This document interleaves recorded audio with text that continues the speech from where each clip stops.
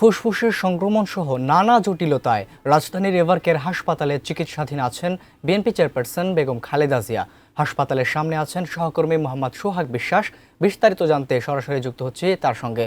সোহাগ, একটু আগে জামাতের একজন কর্মী বেগম খালেদা জিয়ার স্বাস্থ্য সম্পর্কে বিশেষ তথ্য দিচ্ছিলেন, এখন কি তথ্য আছে আপনার কাছে জানাবেন?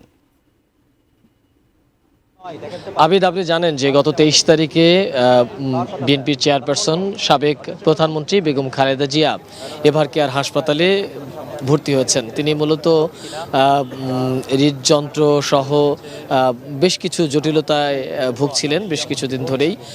তাকে এভারকেয়ারে ভর্তি করা হয়।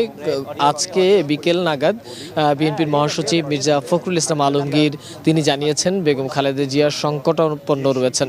এরপর থেকেই কিন্তু আসলে নেতাকর্মীদের মধ্যেও একটা উদ্বেগ কাজ করছিলেন। এর মধ্যে এভারকেয়ার হাসপাতালে বিএনপির বেশ কিছু নেতারা প্রবেশ করেছেন। বিএনপির মহাসচিব ছিলেন, তিনি কিছুক্ষণ আগে বেরিয়ে গেছেন। ডক্টর মঈন খান তিনিও এসেছিলেন। এছাড়া ডাক্তাররা বলেছেন যে বেগম খালেদা জিয়াকে এই মুহূর্তে নিবিড় পর্যবেক্ষণ কেন্দ্রে রাখা হয়েছে। তিনি তার অবস্থা স্থিতিশীল। কিছুক্ষণ আগে এই এলাকার যে জামায়াত ইসলামের সংসদ সদস্য রয়েছেন ডাক্তার খালিদ, তিনি এসেছিলেন। তিনিও ভিতরে ডাক্তারদের সাথে কথা বলেছেন। তিনি এই ডাক্তারেরই এই হাসপাতালে অর্থাৎ এভারকেয়ার হাসপাতালেরই চিকিৎসক ছিলেন। সেই জায়গা থেকে উনি বলেছেন যে বেগম খালেদা জিয়া এখন স্থিতিশীল অবস্থায় রয়েছেন, অর্থাৎ তিনি নিবিড় পর্যবেক্ষণ কেন্দ্রে রয়েছেন।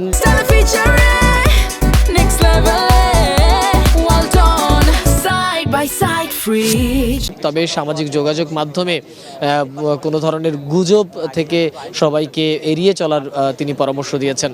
এবং এরই মধ্যে তিনি যেটি আমাদেরকে জানিয়েছেন বা বিএনপি নেতাকর্মীরা আমাদেরকে যেটি জানিয়েছেন যে দেশ বিদেশের সমন্বয়ে একটি চিকিৎসক বোর্ড তৈরি করা হয়েছে। সেই বোর্ড বেগম খালেদা জিয়ার চিকিৎসার সার্বিক খোঁজখবর নিচ্ছেন এবং বেগম খালেদা জিয়ার যারা চিকিৎসায় রয়েছেন তারাও কিন্তু এই চিকিৎসার সাথে জড়িত রয়েছেন।